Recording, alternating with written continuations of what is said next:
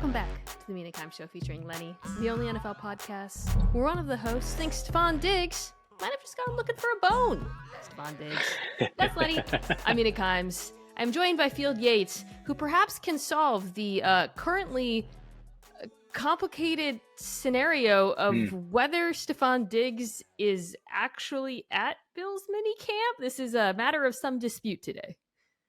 It is, Mina, but the Bills have announced that Stephon Diggs was there at the facility on Monday. We're talking on Tuesday. He was then there again on Tuesday morning. Then he departed from practice. And I know this podcast was not supposed to be about our thoughts on Stephon Diggs, but I will simply offer that normally the team is incentivized to downplay if there is something afoot with a star player. Instead, Sean McDermott was the instigator. He was the one that said, I'm very concerned. That's a direct quote, by the way. Very concerned about Stephon Diggs' absence. Thus, a couple of hours later, we're all scrambling to get some sort of intel. I refuse to believe that there is nothing going on, but I haven't pinpointed the something that is going on right now. Yeah, Sean McDermott sounding like a dad whose kid didn't come home from school was not particularly comforting. And I do think made this a big story. I guess the only way this becomes a real story if it turns out that Stephon Diggs is, skipping camp or threatening a holdout because he wants a new contract, whatever. I don't really see the point of getting into it unless he does any of those things, although it is pertinent to today's podcast because it is that time of the year when on the Mina Kimes Show featuring Lenny, we try to predict the top 10 offenses of the upcoming year. Delighted to have Field Yates. You guys know him. He's one of the fantastic hosts of the Fantasy Focused Football Show, currently the fill-in host of NFL Live, so I'm seeing a lot of you, which is a ton of fun. And I don't think we've done this together, so I'm excited. We haven't. No, last year we did our quarterback draft. That was that was sort of our big evergreen topic that we discussed. So now we get to go into predicting top 10 offenses, which I think will be fun because as I was thinking about it, I decided that I needed to have some approach, some not metric, but some criteria that I was working with. And I realized there are plenty of different ways that you can attack this one from. So I'm curious to see how much or how little our top 10 picks align. I think there'll be quite a bit of overlap, but there might be a couple of wild cards towards the back end of maybe closer to 10. That'll be interesting. The first 4 to 5, I suspect, will have, if not total overlap, a ton of overlap. And then it gets a little crazy. I would say it gets crazy because I kept moving teams in and out of 7 to 11, 11 to 8, that kind of range. I had because 13 that I was contemplating 10 spots for. That's exactly how many I had. 13. Oh gosh, if we have the same 13, we're in trouble. There's 3.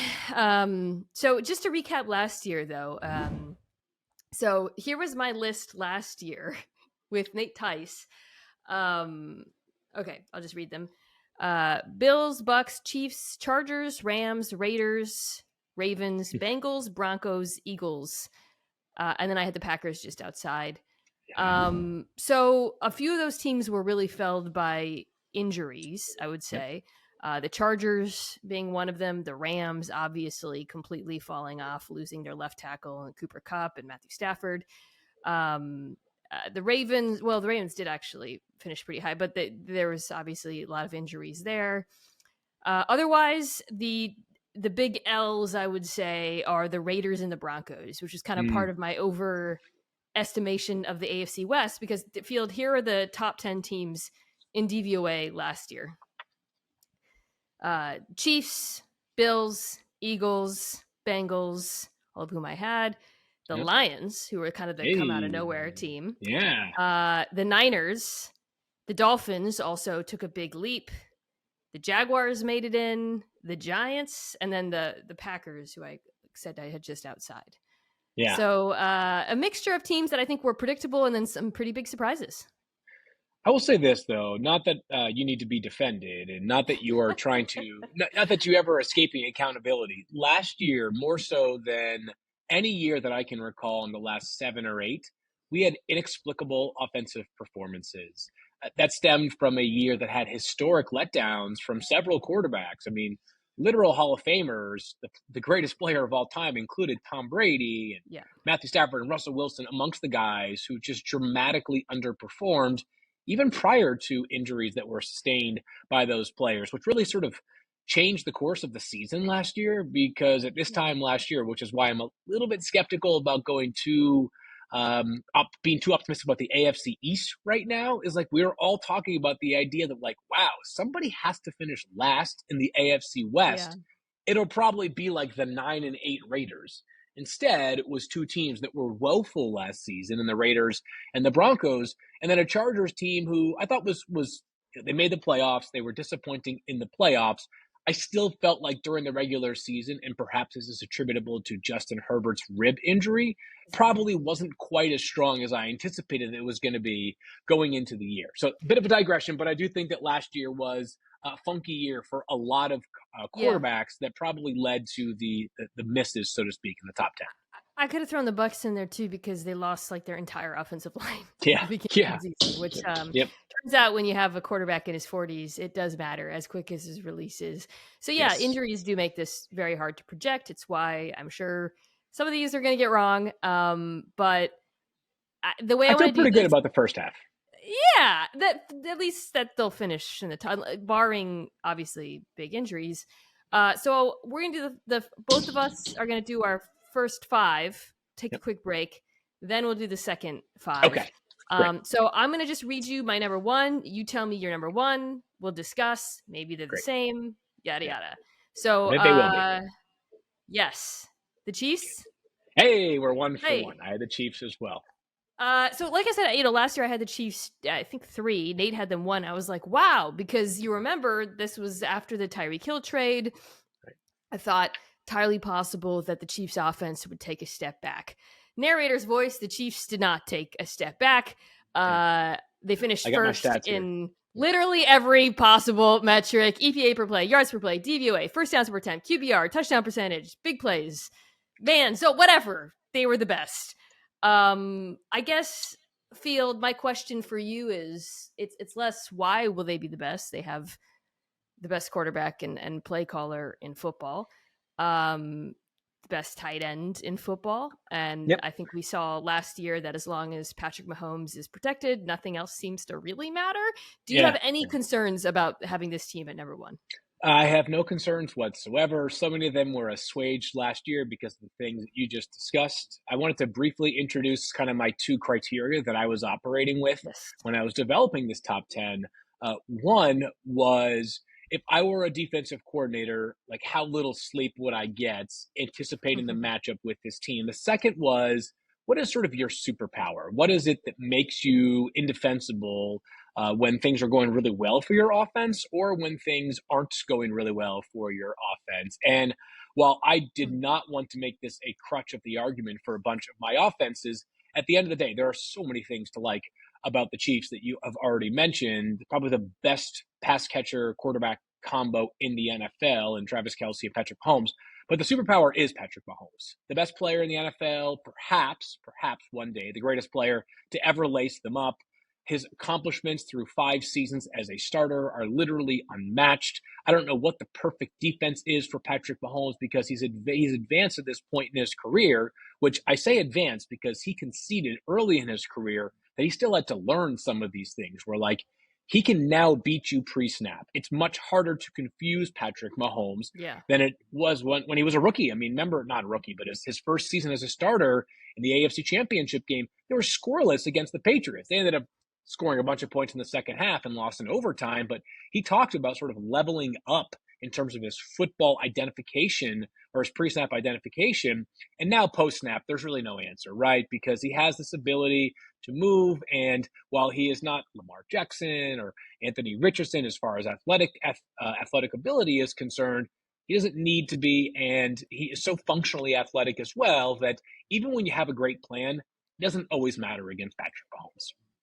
His scrambles, like when you try to order the quarterbacks in terms of their scrambles by things like impact on a specific play, EPA, explosiveness, or whatever, they're devastatingly effective. He's obviously not as good of a runner as several other quarterbacks whose offenses will be on the top of this list, but because if you play man coverage against the Chiefs, which teams did for a lot of last season, and you turn your back to Patrick Mahomes, he is going to pick up a first down. It's going to be incredibly annoying because he's not that fast, but he is fast enough to be just, and like you said, we talked about this when we did the quarterbacks pod, just the mental evolution, the continuing progression. He gets better every year. I think one reason I also like the Chiefs offense this year is the wide receiver group. You lose Juju Smith-Schuster, but I do think Sky Moore year 2 could be better. I also am curious to see what they get out of Kadarius Toney, who people remember they traded a second rounder, which is not insignificant. He had I think it some was a flashes. third, but still it was a third. Okay, but still it was a pick. Yeah. I think it was actually the pick 100. I believe it was the pick for Ryan Poles that they received as compensation. And then it got flipped to the Giants. It got flipped to the Raiders in the Darren Waller trade. It was a well-traveled pick 100, I believe. Interesting.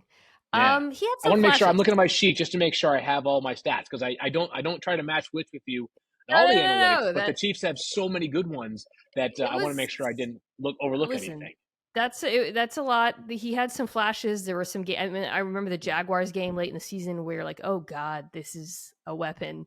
But it was inconsistent, so I think that's something they'll figure out. If I have one concern, the turnover on the offensive line is something to monitor, particularly, Orlando Brown Jr. is out. They bring in Juwan Taylor. We think he's going to be left tackle. Turns out he's right tackle, which I think is great because he's become a very good right tackle.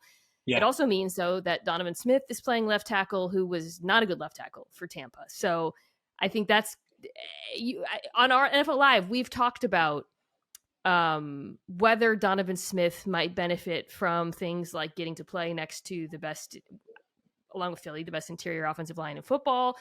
Chiefs use a lot of tight ends. The run game is very different from Tampa. So maybe he can have a return to form of sorts.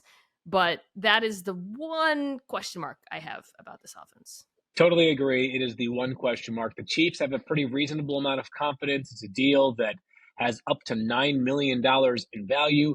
It's a very stylistically different quarterback that he's playing with now, because with Tom Brady as your quarterback, and he's the undisputed greatest ever, this is not necessarily a diss at Tom Brady in any way, shape, or form, but basically you knew that your margin for error was extremely slim, because if you slip up and you are, 5% off of whatever the intended target is for the offensive play design, Brady could be sacked because he had zero elusiveness outside of the pocket. Whereas with Mahomes, your margin for error is a little bit larger, simply because if the edge rusher runs around you, sort of up the field, Mahomes is going to step up and potentially break the pocket and throw probably across his body like 50 yards down the field. There's just a different level of comfort that Patrick Mahomes has playing outside of structure than Tom Brady had. So I'm going to bet on a Donovan Smith semi-resurgence. I don't think he's a Pro Bowl or an all-pro level player. He doesn't need to be, though, for this offense, because while Orlando Brown did receive consistent accolades like the Pro Bowl, I'm not so sure that his play was as consistently dominant as maybe his name has suggested at times. He was a bit of an up-and-down player, which is why the Chiefs did not match the contract that he signed with the Bengals, which, by the way, was extremely under market compared to what sort of the prognostications were we'll get for to a the player. Bengals pretty soon, I we think. Will. Yes, we will. My list okay, as well. so let's go here. Who do you have two? I'll tell you I have two. We can just I have the Eagles number 2. So again, my criteria of how do you hard to lose some sleep, and then what is the superpower? And I think the superpower for the Eagles is the most balanced offense in the NFL. You've already referenced their interior offensive line, their tackles, fantastic as well. Has a very credible case as the best offensive line in football. Their wide receiver group is extremely, extremely talented, especially at the top. And I've often believed that in a lot of ways, offensive football is about dictating and defensive football is about reacting. And if you can do that successfully on the other side of the ball, you're going to have a chance. With the Eagles, they don't make you react once, they make you react multiple times, because so much of their offense is RPO based. And I know that this podcast caters to people that are very smart and have a high football intelligence, but RPO, just for those that are a little bit less acquainted, run pass option, which means that basically every play that the Eagles draw up includes multiple plays within it. It could be 2 plays. It could even be 3 plays, depending on the design. But with a quarterback as adept as Jalen Hurts is at orchestrating those RPOs and an offensive line athletic and disciplined enough to execute them, it just puts you in a bind so consistently. And things basically went about as perfect as possible last season. Yeah, they have best offensive line in football.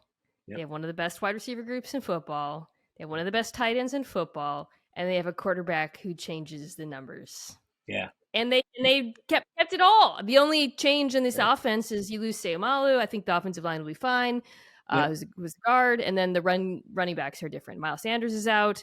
Combination of Rashad Penny, DeAndre Swift are in. By the way, Kenneth Gainwell still there, very good player who no one seems to remember exists.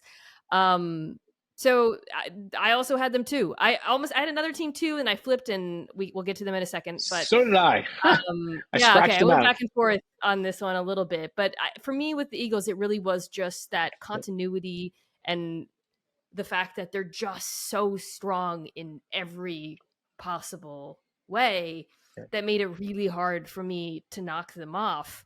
I have one last thing on them. Oh, yeah.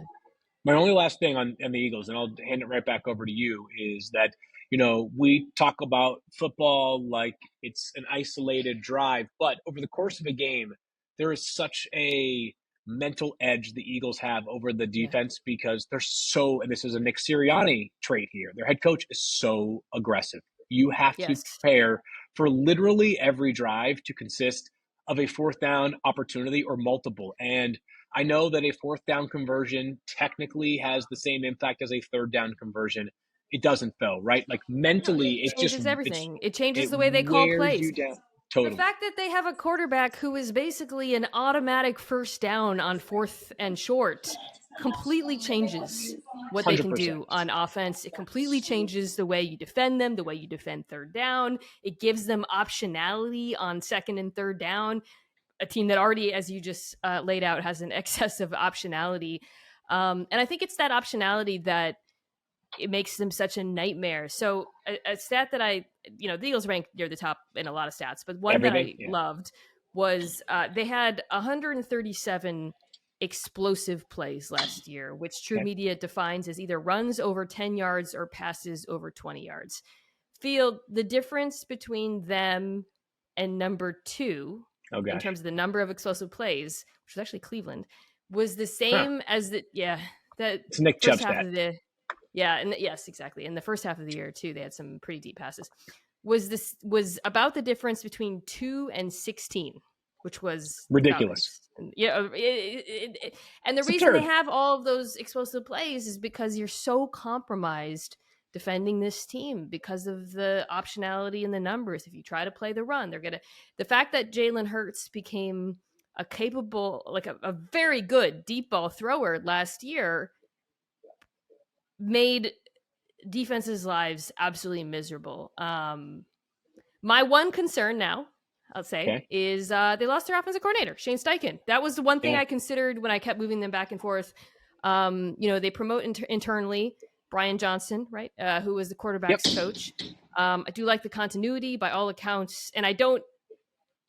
Part of me is like, well, if you have everything we just described, it's not that hard. However, I thought Steichen had such a great touch for figuring out defenses' weaknesses and then hammering them. I talked about this a lot last year.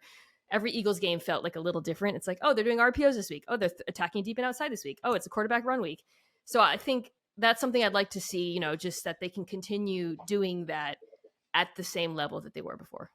Yeah, that is a fair point. I know that I got the sense this offseason that there was not, and it's like simultaneously think the world of Shane Steichen, but felt pretty good about their offensive operation. Like they knew it was probably a matter of time if things went as they intended for them to go before Shane Steichen became a head coach. As a result of that, like Brian Johnson being promoted to offensive coordinator was just a matter of time. So I think they have a confidence about it. But like any coordinator transition, until you see it, there is that element of uncertainty surrounding how it's going to go. But we are sort of nitpicking when it comes to offenses this high in our ranking. Okay, so I had the Bills 3. Okay, we are 3 for 3. And okay, so this was my chicken scratch notes. I had the Bills 2, and then I crossed them out and went back to 3. Yeah, tricky one. Okay. Yeah. The Bills are so the Bills. It's funny because I was looking I mentioned that the Chiefs rank first and everything. The Bills rank Yeah. second in most things last Pretty year. much. And I feel Total like offense, because, points per game, EPA, efficiency, you name it. They're all right there, number two. yes, points per drive, Yep. they were really, really good. And it almost feels like the sentiment around them is different from the reality of what the offense was. And maybe that's 1,000%. because of, that's what I wanted to talk to you about, because I think a lot of that reflects, in the second half of the season, some of the Josh Allen's turnovers, some of the struggles running the ball at times. I think the quick game going away. During my quarterback ranking pod, I talked about how I really believe Josh Allen's injury affected his style of play in the second half of the season. Yep. I guess, do you, on that note about sentiment versus reality, like how much of those concerns do you feel are overstated versus having some validity?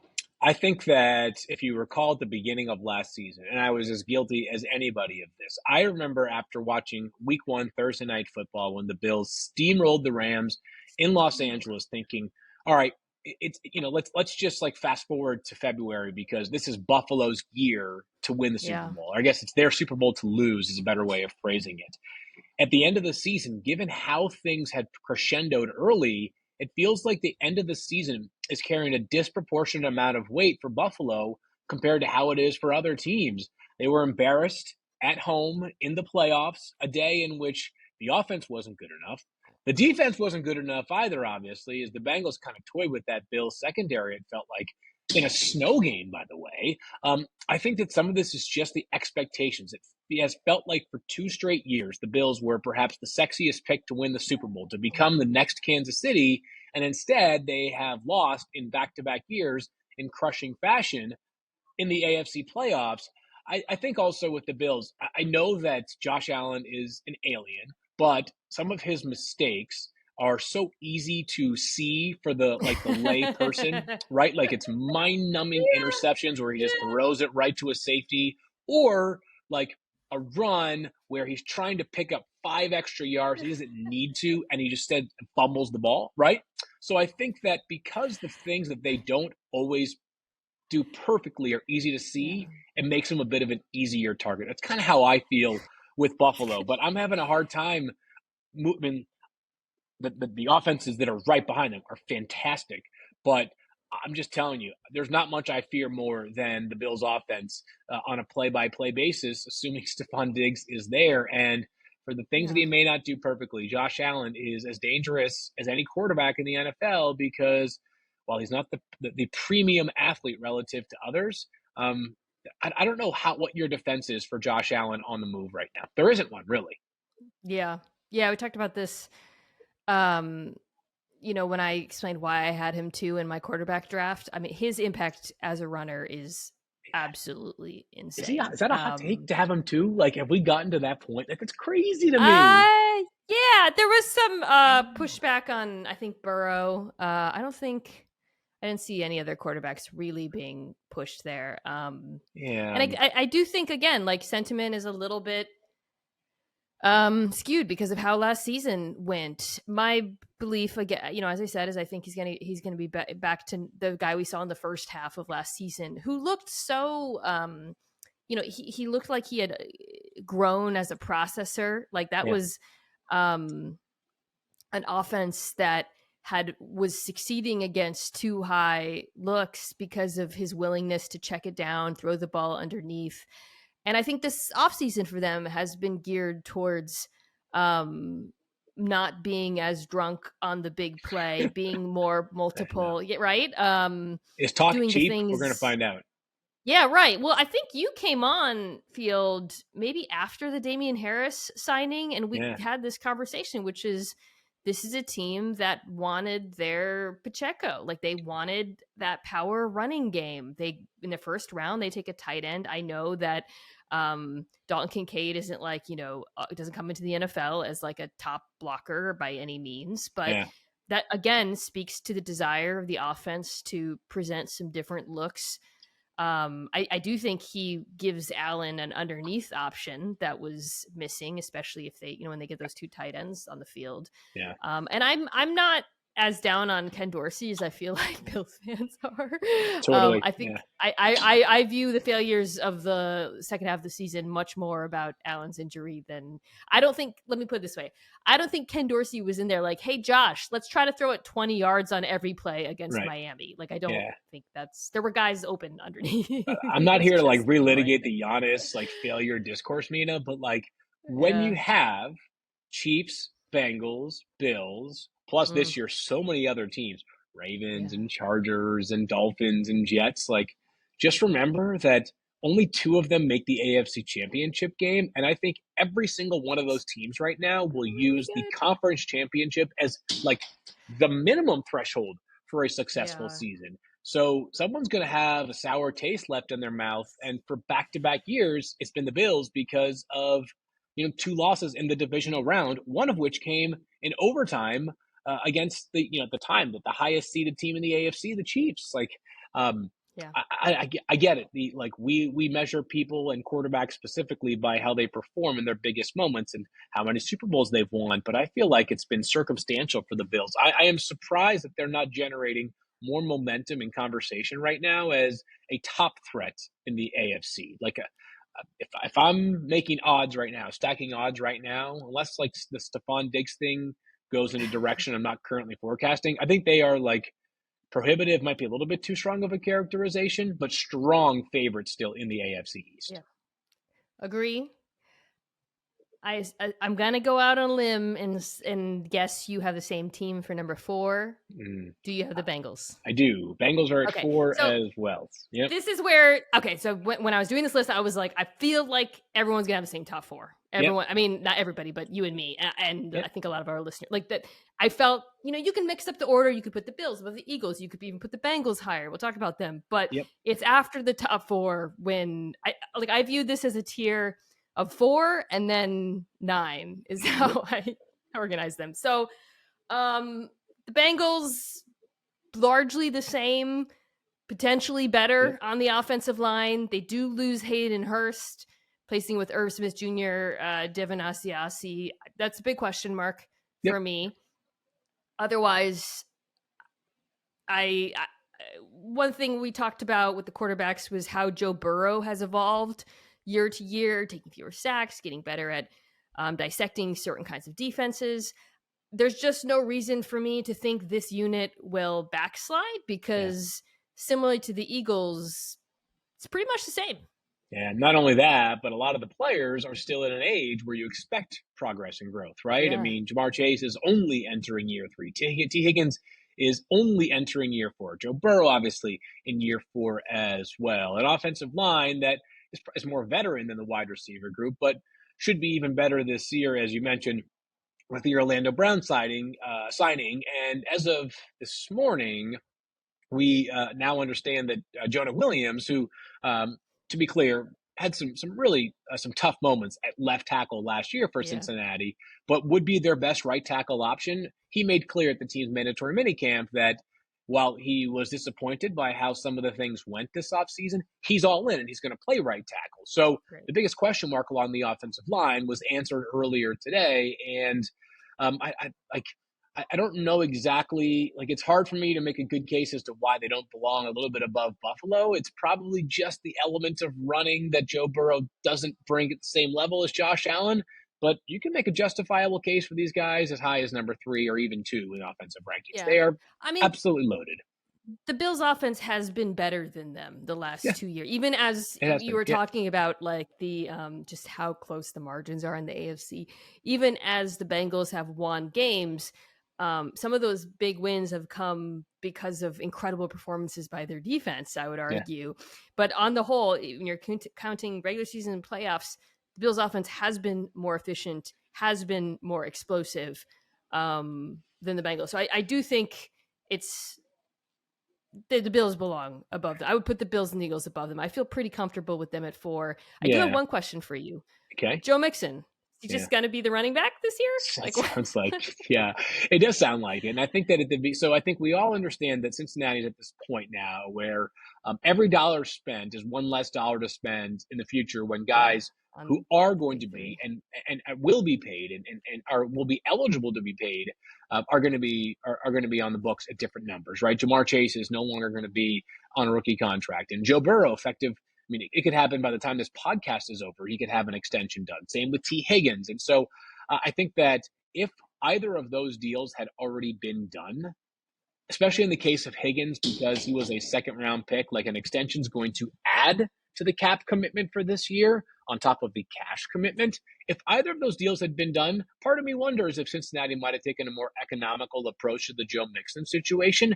Actions so far this offseason suggest they plan to have him as their starting running back because the backup is Chase Brown, who I liked as a prospect, but he was a fifth-round pick out of Illinois. Doesn't exactly scream we're trying to replace our starting running back who's making some 10 or 12 million bucks, even though I think you and I might both argue that given all the players they have on their roster who deservedly are making or will make a lot of money, going the more Philadelphia/Kansas City approach to running back might be a smart play for Cincinnati.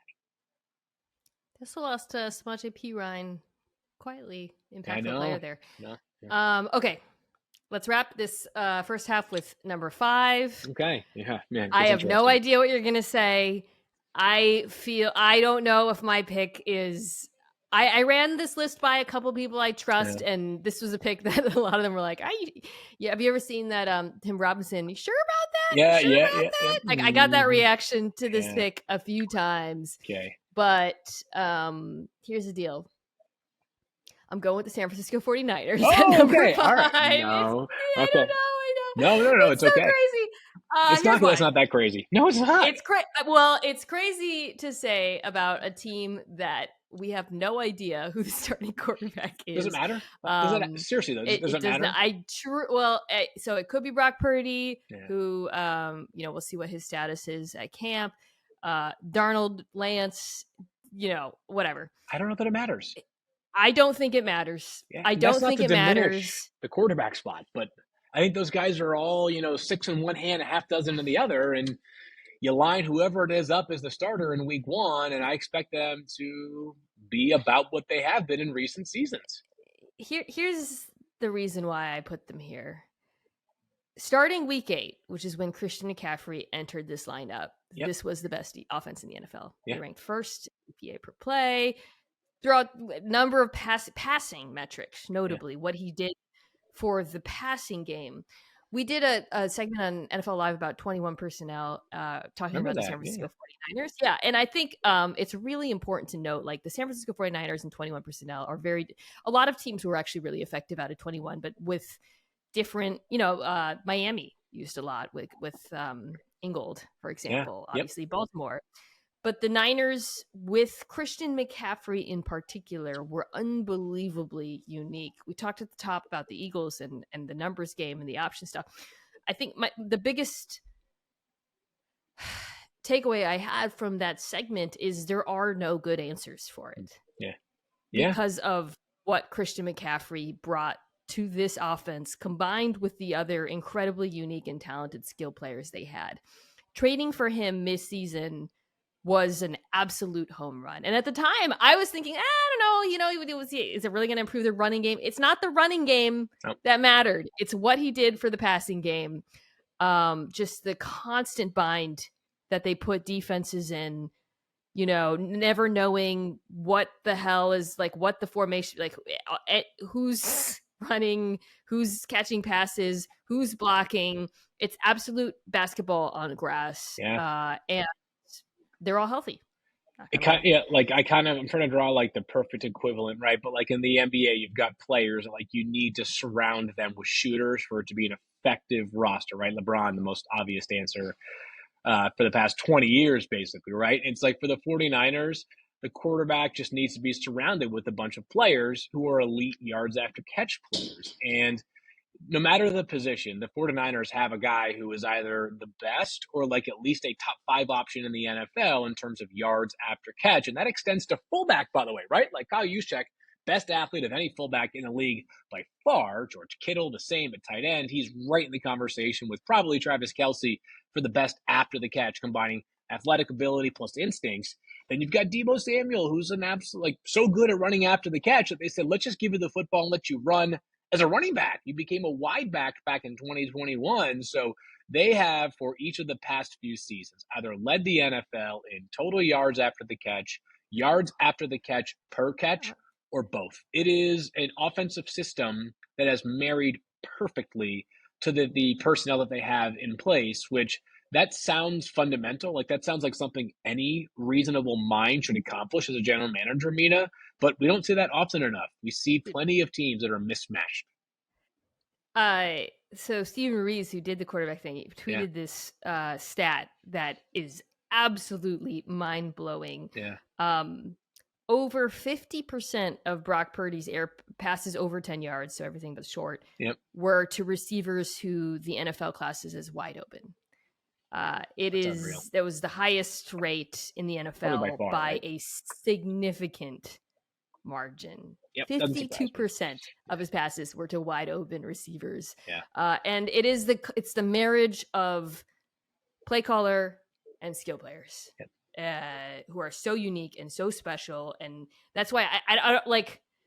It's funny because I feel like sometimes with Kyle Shanahan praise rubs people the wrong way because it's like, so you're saying the quarterback doesn't have to do anything? I'm just like, no, the players do matter. Yeah. The other players, like it's not just Kyle Shanahan moving chess pieces; it's him moving incredibly talented skill players around. One concern I have: right tackle McGlinchey's gone, Colton McKivitz. That could be something to monitor. So, anyways, I don't know. I might regret it, but I'm rolling with the Niners there. Okay, so do I reveal where I had them on my list? I did have them on top 5. Sure, good. Okay, so I had them at 6. So, like, I don't think we saw this one that disparately. We're really similar. Yeah, we are. Who did you have at 5? All right, everybody buckle up here because I promise you that you cannot have, like, a down-the-middle take on this team. You're either in or you're out. I had the Dolphins, and the Dolphins, who you need to look at last year through the prism of the time with Tua Tagovailoa on the field. There are several mind-blowing stats from last year, but Tyreek Hill and Jalen Waddle combined for 0 touchdowns when Tua was not on the field. 0 receiving touchdowns. Like, just absolutely absurd how different this offense was without Tua. The team ranked 4th in EPA when you extract the plays that Tua was not on the field, right? So just Tua plays, they were 4th. If you were to make that a full season, they would have been 4th in EPA. So I know that's obviously there are several factors that contributed to the slide down the stretch, including the much beefier schedule they played on defense. It kind of hit that groove when they played San Francisco and who was it? Somebody else in back-to-back. Might have been the Chargers. So I did a split of 2 weeks 1 through 11 and then 12 through 18. He only played 4 games. Yep. It was San Francisco, the Chargers, the Bills, and then the Packers, who actually played them really well. And anyways, well, I'll get to that in a second. Those are the 4 games he played after, and then obviously he was hurt for a lot of that. But their superpower is, I think, sort of twofold. One is its speed. Second, it's doing the same thing over and over and still having success with it. Now, things did catch up to them a bit during that stretch that you are referencing. I want to say it was Ben Solak who highlighted a concept defensively that the Chargers kind of implemented in that Sunday Night Football game where, Tua, who mastered RPOs last year, like it was just sort of like a fairly basic concept with either Tyreek Hill or Jalen Waddle, sometimes both, on just like an over route where it's like you can just sort of hold the linebackers for a second with your play action, and all of a sudden the wide receiver is springing wide open. If for some reason the linebacker bails and understands that possibility exists, just hand the ball off and get 5 or 7 yards and just sort of continue to move the chains. But their quick strike ability is obviously second to none because they have the fastest wide receiver duo we've seen in quite some time. And the reason why I'm projecting greater confidence this year, Mina, is first of all, I have no idea how long Tua is going to stay healthy or not, but I'm going to suppose he plays every game this year. But the defense should just be so much better that the pressure on this offense, I think, will be different. Like, I think it'll just cause that much more stress on opposing defense, right? Because, like, if you're a team that's playing Miami, like, you might not, like, Miami might only need to get 24 some weeks to win. It's not going to be, hey, their offense is stressing us, but if we keep them under 30, we got a chance because their defense is not good. This year, between the overhaul in the secondary specific to the addition of Jalen Ramsey, plus hiring Vic Fangio, which we've all noted is so significant, I think there's a different type of pressure that exists on opposing defenses facing the Miami offense. So Dolphins fans, for two things. One, I had them 7th, Okay, so so we're not too far off. we're very close. Yep. Two, if you don't like what I'm about to say, I have the defense outrageously high next Okay. week when I do Woo-hoo. defenses. Yep. But I had them 7th. Yep. So for me, I think Who'll be 5? I'm looking at my. Oh, I know who 5 is. the For 6 is. Yeah. the concern, those 4 games. So in weeks 1 through 11, Tua was like first in QBR, first in EPA per dropback, second in CPOE, second in completion percentage. Absurd. Weeks 12 through 18, those 4 games, 26th in QBR, 31st in CPOE, 31st in completion percentage, 21st in EPA per dropback. Now, there were injuries. I mean, shoot, who knows what his status was in some of those games. I feel very comfortable saying that's who Tua Tagovailoa is as a quarterback. Uncomfortable saying that. However, to your point, defenses found a way to put some grit in their bread and butter. And I think what we need to see is that continued evolution, both of the quarterback, but also of this offense from Mike McDaniel. I think they're capable of that, though, which is why I still have them so high, because of the talent of speed. I think, we'll see what happens with Teron Armstead in terms of his health, but I talked about this. I did like adding Isaiah Wynn as depth. It's I a loved totally the draft justifiable pick. flyer. Yeah, 100%. I would be surprised if he starts games. Yep. Drafting Devin A-Chain. Loved that pick. Before the draft, I said, I hope he's a Dolphin. He's a Dolphin. I think the run game is going to be better this year. At times last year, it was a little bit lacking. So I am still very high on the Dolphins offense, but with some concerns.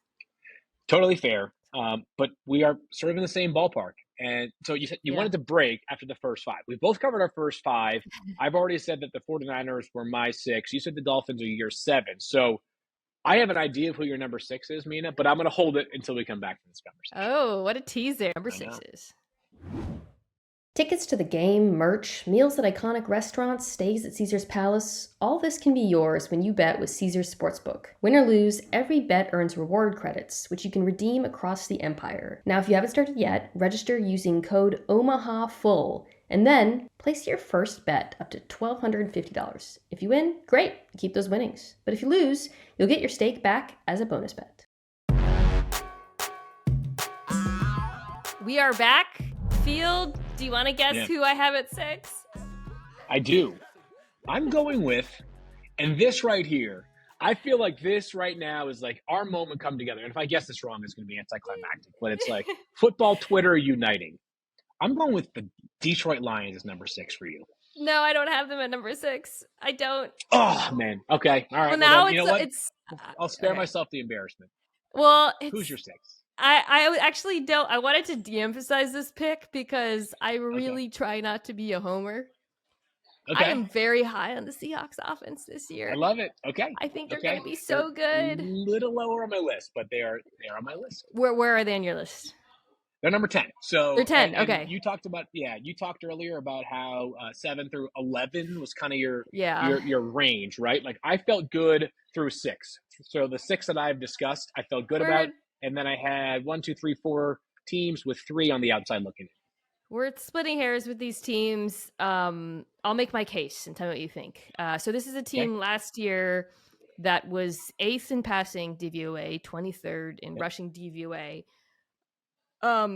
They had some injuries at running back. I think that contributed to that, as well as some issues in run blocking. I expect the run game to be better, assuming Kenneth Walker is healthy. They drafted Zach Charbonnet, who I think is going to be really good. I really like him as a player, as much as I can question the value aspect of that pick.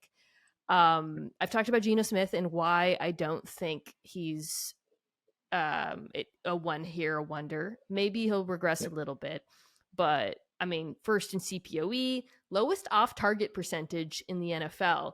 So one thing I did was I went back and watched all of his interceptions. So Geno was pretty clean the first half of the year. There were only 11, so 7 came in weeks 12 through 18, some in critical moments. Now, a couple of them I thought were on the receivers, and then one was what should have been a free play. So really 4 out of 7 were his fault.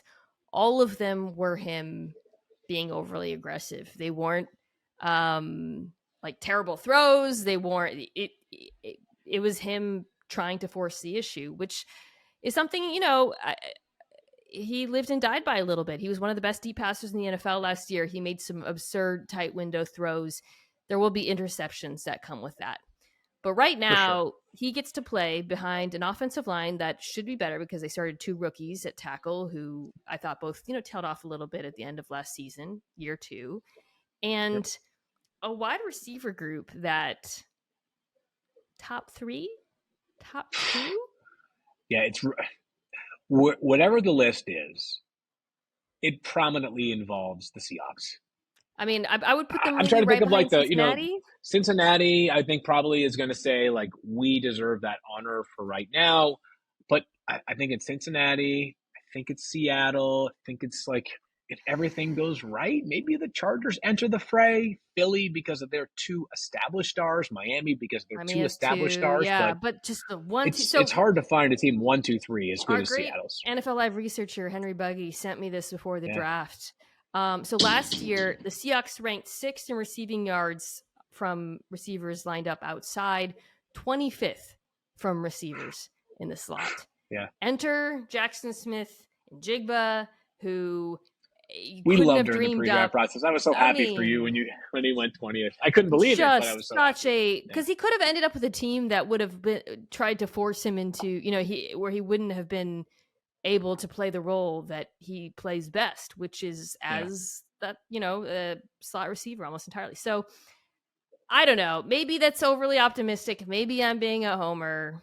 I try not to be a homer when it comes to the Seahawks generally, but I'm very high on this offense. I had him 10, so don't have a ton of things to nitpick with. I'm trying to think of like good counterpoints. I suppose like if Pete Carroll like exerts some of the stubbornness of like the old school football mentality a little bit, it could hold him back. But I think we've seen like the dawn of a new day in Seattle as far as the offensive approaches. Shane Waldron's done an awesome job early in his coordinator career. I was actually thinking about Geno Smith because I got down a bit of a Geno rabbit hole recently. And this is an obscure comp, and it's not perfect. I don't think any quarterback comp is perfect. But I was thinking about Kenny Pickett and some of the ways in which he can evolve this year. And you mentioned that Geno's off-target percentage was it was lowest, so best in the NFL. And I know that his completion percentage was like rare, like historically good last year. I also know that his completion percentage doesn't always tell the full story, but good Lord, I mean, it was like biscuit in the basket so often last year. I know that we used to talk about this on Twitter about how like the most beautiful play in football is a Tyler Lockett deep ball from Russell Wilson. We didn't see a ton of them last year necessarily because we had like 8 years of Russ and Tyler Lockett together. But there wasn't much drop off. Wasn't a whole lot of drop off there. Tyler Lockett is still so good. That was my other takeaway watching some of these Geno. Well, I was watching some of the interceptions, but I also watched some of his deep balls. Like Tyler Lockett's still such an exceptional route runner. I mean, okay, quick aside. I think I've told you this story before, maybe on this podcast. I did an event with Tyler Lockett 2 Super Bowls ago when the game was in Los Angeles, and it was this event where like these fans got to come. They were told they were going to get like some gift bag in a hotel room, and instead it was a surprise. And Tyler Lockett was the surprise.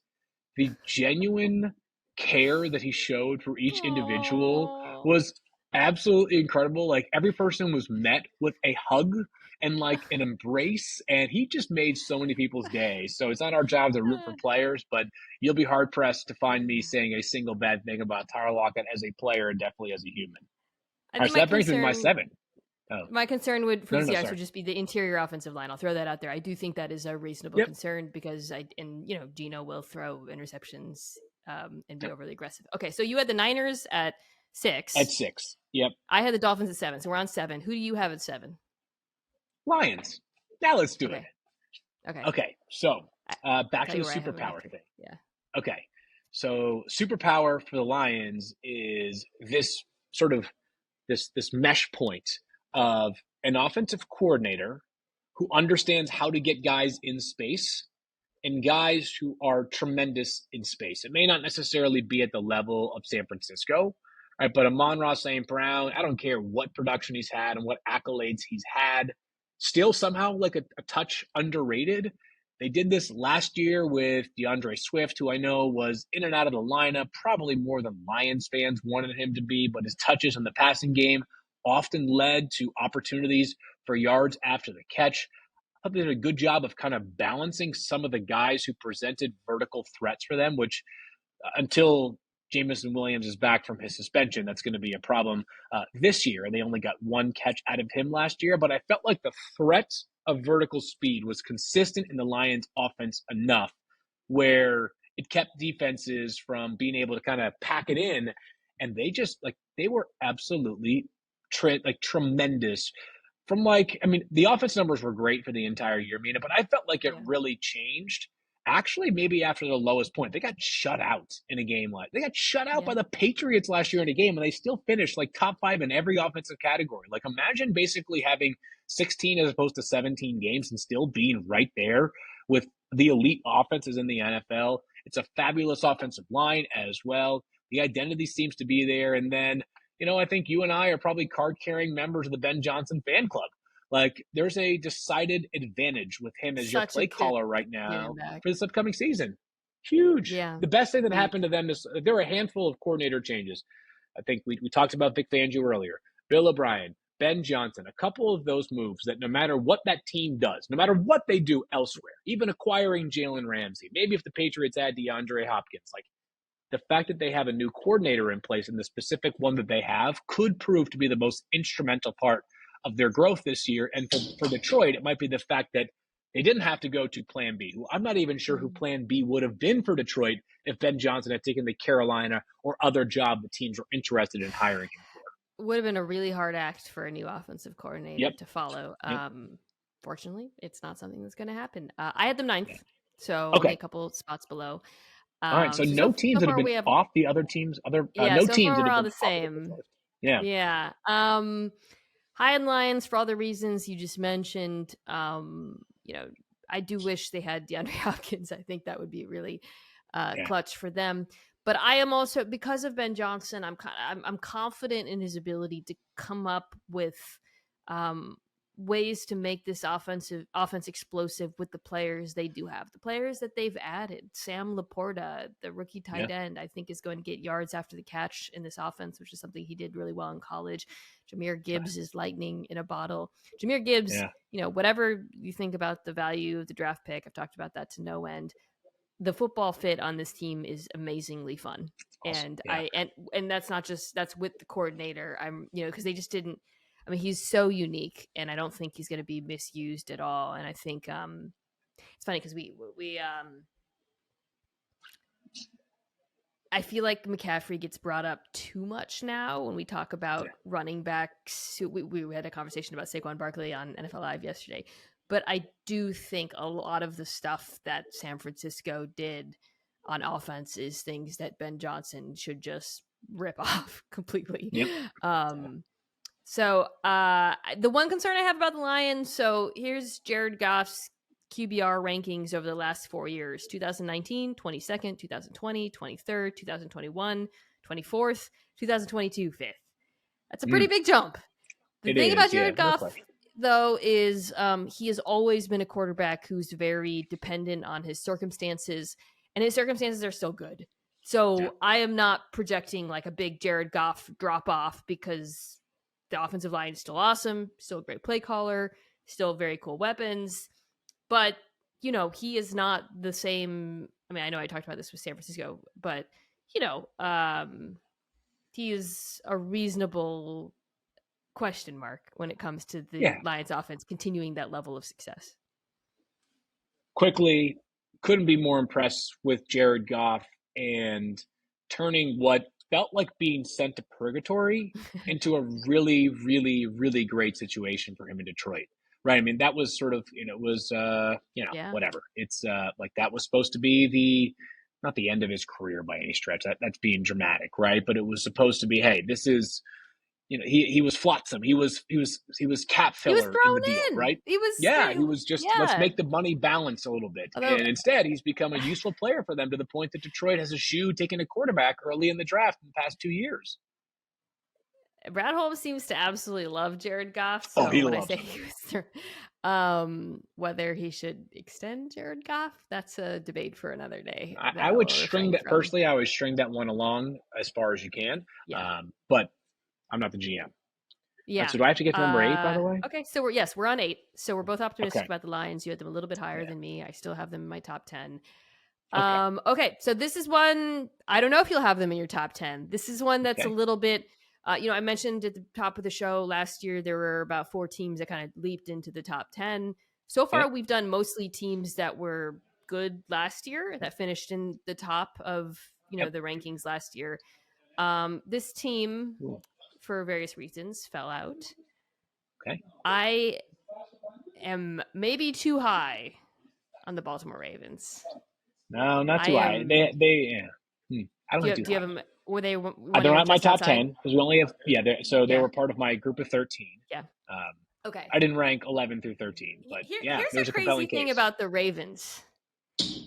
Before Lamar Jackson got hurt, they were 3rd in DVOA, like on offense. Like maybe based off that first in one game against rushing, Miami alone. dude. So Jackson, the first third of the season was lights out. And then you saw some issues with the blitz. They had some injury. They had a lot of injuries. They lose Bateman. They lose Dobbins barely plays. The offensive line has some issues. But even that said, those first 11 weeks, they were 5th in drive score percentage, 7th in points per drive, 8th in EPA per play. This was still a really good offense. And they completely overhauled that unit this offseason. So that can come with skepticism. It's entirely possible. Like, maybe what they've been doing under Greg Roman is the best possible iteration of the Ravens offense. I'm betting that it's not. I am betting that replacing your wide receiver group, Demarcus Robinson, Duvernay, Prochet, Deshaun Jackson, etc., with bringing Bateman back, OBJ, they had Nelson Aguilar, that they're going to be better. I am betting that Todd Monken, who has been a creative creative play caller, who I think has shown an ability to make the best use of his players in different ways. I thought he was excellent at Georgia, will help. And I am betting that Lamar Jackson is that special, and he has been great, and I am betting that with these changes he can be even better, and I'm so excited to watch them. Part of what makes your podcast and all of your analysis, as great as it is that it's intellectual, it's thoughtful, it's nuanced, it has a certain level of depth to it. I'm going to do the exact opposite here and just note that the vibes are so high right now in Baltimore, which bodes really Zay well Flowers. for this I forgot to offense. mention Zay Flowers. Zay Flowers. Yeah, the vibes were low last year, right? Like it was vibes were bad, really it was bad. Just like, oh god, how is this going to end? Is Lamar going to ever play for us again? Totally different mindset. So they were my just miss. My number 8 team was the Chargers, or is the Chargers. Okay, they're on my just missed. Yeah. Yeah, so the Chargers are a bit of an interesting one because I would think many would argue in some ways they feel like they have been underachievers, but offensively I don't feel like that's really been the case. But I don't know that there is going to be a coordinator change this year, and I've already highlighted a few that were really notable that might make things as stylistically different as what the Chargers could be under Kellen Moore as opposed to under Joe Lombardi. You have Justin Herbert, who has an absolute cannon of an arm. You have Mike Williams. So the reason why you're paying him $20 million a year is because he can stretch the field. You just drafted Quentin Johnston at TCU, who can stretch the field and is an excellent yards after catch player, especially for a guy with his massive frame. Now, last year, they were death by 1,000 paper cuts on offense. I love Austin Eckler. He is otherworldly good. 127 targets for a running back. With again, running backs catch the ball usually within 5 yards of the line of scrimmage or fewer. I don't think that's the right way to maximize Justin Herbert. Maybe that was an offensive line issue, even though I thought the offensive line acquitted itself pretty well last year. Maybe it was because Justin Herbert was playing with broken ribs for much of the season, and they were just afraid of dropping back and having the situations where he gets a massive hit from Aaron Donald or something. I tend to think that it was just the offensive coordinator's philosophy. And I think that Kellen Moore, who's got this, I would say, willingness, the zest to push the ball down the field and be aggressive, could bode really Yeah. well. And, Justin Herbert owns like a ton of the records for passing statistics through 3 seasons. So it's hard to say that like a career breakthrough season is an inevitability for Justin Herbert. But to me, it feels like a very realistic possibility. And I know the Chargers are the on-paper champions in a lot of ways, but this is the most confidence I've had in a Chargers offense in quite some time. Yeah, the Justin Herbert low average depth of target was a Makes no subject sense. of obsession and great disgust for those of us who cover the league. But it's one that, as you just laid out, there was multiple reasons, multiple explanations. I think this Yep. year it's a great example of like changing one variable, and we're going to learn a lot about both Kellen Moore and Justin Herbert. Yep. Because as you said, like it could have been, some of it was on, I do think some of it was on the offensive line, the lack of pass protection, forcing them to get the ball out quicker. Some of it was on Herbert's injury, the ribs. Some of it could hypothetically be on Justin Herbert being a more conservative quarterback, just throwing that out there. But I Sure. tend to agree with you that I do think the play caller played a huge role in it. And I am very excited to see this offense push the ball down the field. I had the reservations I had were the Chargers tax, just because I'm like, yeah, if everyone's Have to healthy. account for it. Yep. I do think Keenan Allen is kind of nearing the end, so I think that's an issue. And then I do wish they had added some speed, like a speedster down, I know Jalen Guyton's coming back, and Quentin Johnson is fast, but and then the other thing is, I mentioned this on the Athletic Football Show, I wish they really thought they would add a blocking tight end, and they kept their tight end group the same, which kind of bothered me. But yeah, I had them just outside the top 10. So I had the Ravens 8, the Lions 9. So Yep. all I have left is my 10th offense. You had, just to refresh, can you remind us of So your Chargers 8, Lions 7, Chargers 8.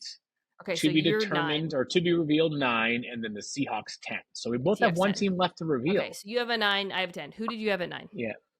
I had the Cowboys at number 9.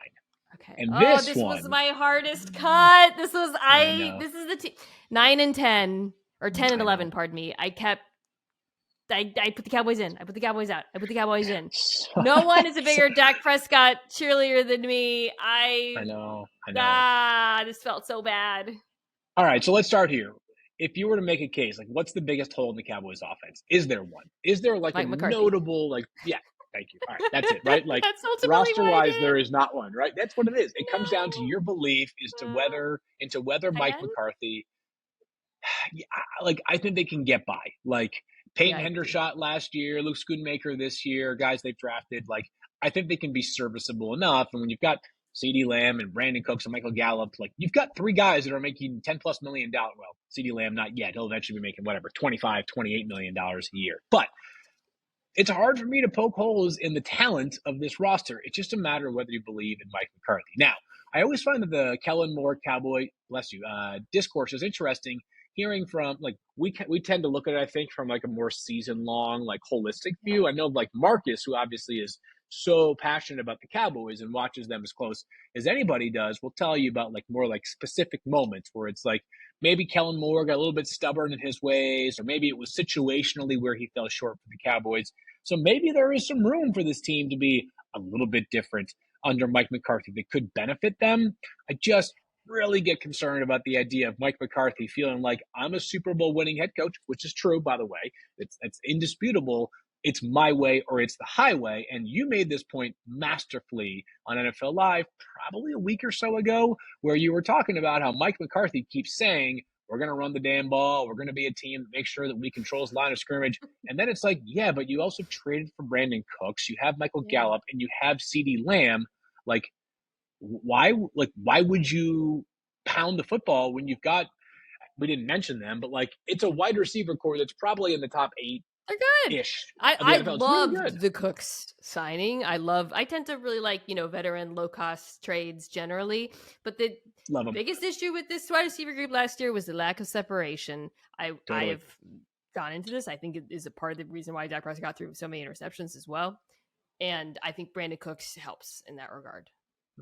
Do you ever think the interception count is some? I mean, they count, they matter, right? But like you were talking about how if you go back and look at Geno's interceptions, like it could easily be that 4 or 5 of them went the other way. Do you ever feel like, given the fact that Dallas's it's were like insane. it's There like were so many deranged interceptions. 6, like it'd be one thing if Dak Prescott had thrown 26 picks and Patrick Mahomes had thrown 4, you could say like, okay, this is clearly like a massive disparity between two players that do things at different levels. One's a master, one is the opposite of a master, right? When it's like, yeah, he led the NFL with 16, and it's like, I don't know, Josh Allen had like 12. It's like, okay, so over 650 passing attempts, 4 of them were interceptions, like 4 more of them were interceptions. Like some of that's got to be randomness, right? So I don't hammer Dak as much for the interception count as some would like to. I'm a bit more of a staunch Dak guy than some, and I know you are as well. So we're kind of in the echo chamber here. But yeah, my concerns are strictly the head coach. But personnel wise, like if you told me to lay out the concerns from a roster standpoint, the list is extremely narrow. I mean, Cowboys fans, if you're listening, stay tuned next week. If you want to drink some Cowboys Kool-Aid when we talk about defenses. The roster's so good. Oh my God, this roster is so good, top to bottom. Have you ever heard? This is like an NBA term. So stacked. I think it's Seth Partnow, who now writes for The Athletic, has coined the term like the adjustment is the play better adjustment. That's my adjustment for the Cowboys this year. It's the play better adjustment in the playoffs, right? Like because the pieces are all there. The pieces are there. I mean, they made it far. Like it's kind of like we were saying at the top about the Bills. Like this is the team. Like they're the NFC. Dak's performance against Tampa in the wild card round was one of the best performances by a quarterback it was amazing. Probably a little too strong, but it was awesome. But it was amazing. And I just think with everything Cowboys, people just tend to lose their minds. But I had them at 11. That for me was a lot of it. It was Mike McCarthy tax, and guess what? First 4 weeks of the season, I might change my tune if I see that he's not pounding the rock, and and that they're finding ways to create spacing in the passing attack, and Dak Prescott looks good. So we'll see. There might be a move left on the table for them. Bringing back Zeke Elliott. That's the one. Makes a ton of sense.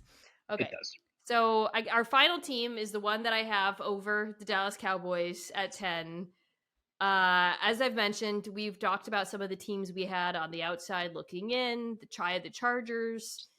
You had the Ravens. We'll kind of rapid fire some of those teams at the end. The team that I had at number 10, the Jags. Oh, on my short list as well. So we had 0 teams that weren't considered by the other. Wow. Well, I mentioned a few more, but I'm drinking the Duval Kool-Aid. It's a very tasty Kool-Aid right now. Analogy. Yeah. What is in that Kool-Aid? I don't know. But few reasons.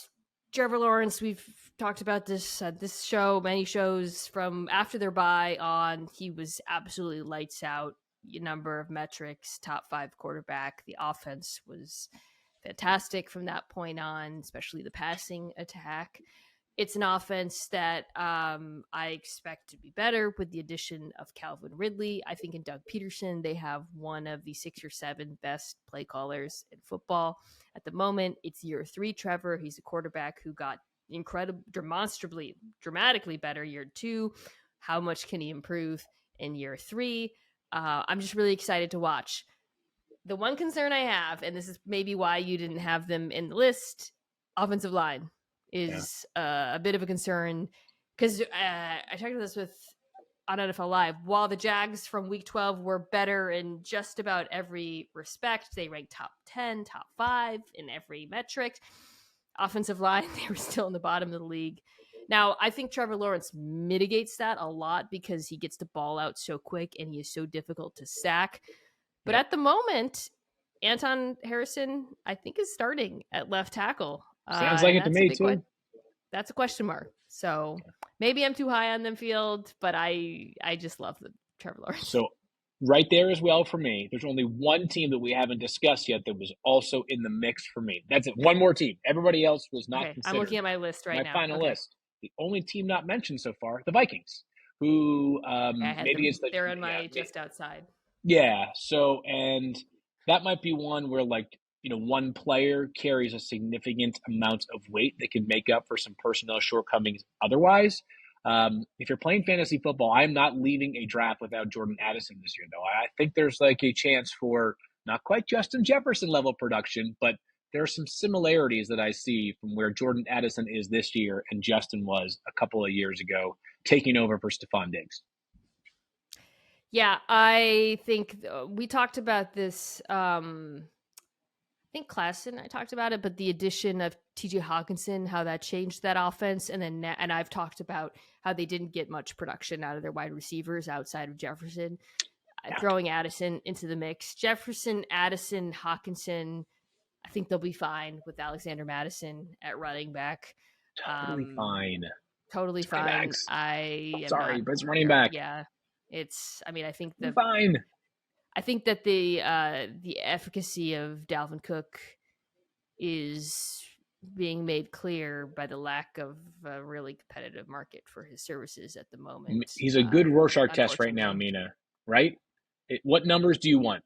You want Pro Bowls, which, sort of an artificial way of valuing a player, or do you want some of the deeper level statistics that tell you that, a good reminder, by the way, that running back production is often a byproduct of the running back and the offensive line. And some of the stats that can extrapolate the runner from the line might suggest that Dalvin Cook is not necessarily this, in some people's eyes, top 5 running back or whatever you want to classify him as. I think they'll be totally fine with Alexander Madison replacing Dalvin Cook. There is one more team I considered. I put them outside the group even we're talking about. And if you're angry, tune in next week. I considered the Jets. Okay. Yeah. Just, but to me, it's just a lot of questions. I think that they'll be significantly better. I think Aaron Rodgers was injured last year, but, I kind of want to see it. I have questions about that offensive line, questions about the play caller. Yes. I just felt like there were too many questions for me to put them in this little group that we've, the Vikings, the Chargers were the 2 teams and the Cowboys were the 3 teams that I ultimately had just outside. We had a lot of crossover. I did.